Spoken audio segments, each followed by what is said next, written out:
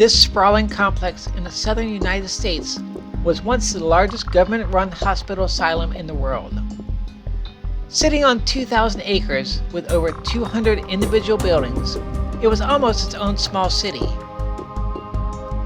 Opening in 1842, it quickly grew as research into mental health advanced.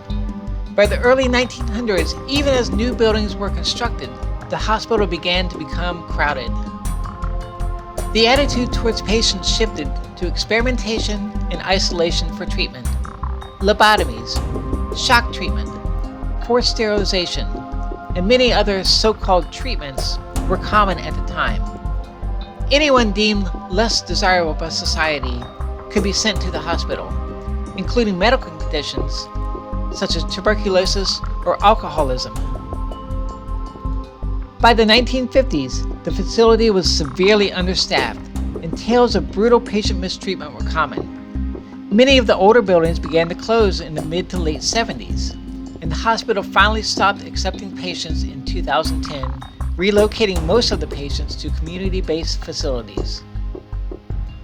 Now the campus is mostly deserted. Some of the buildings and offices are still in use, and some have been sold and repurposed. This building was built in the late 1920s and closed in the mid-1970s. It has sat decaying ever since. It was the campus's general hospital, housing test equipment, surgical wards, medical record storage, and a morgue. 3 of these older buildings, including this one, have temporary fencing to discourage people from entering because they have been approved by the state for demolition, unless the local community can get enough support for preservation. The grounds are patrolled by the Dynamic Security Company. However, we were still able to gain access. Join us to see what's been left behind before this once grand building is gone forever.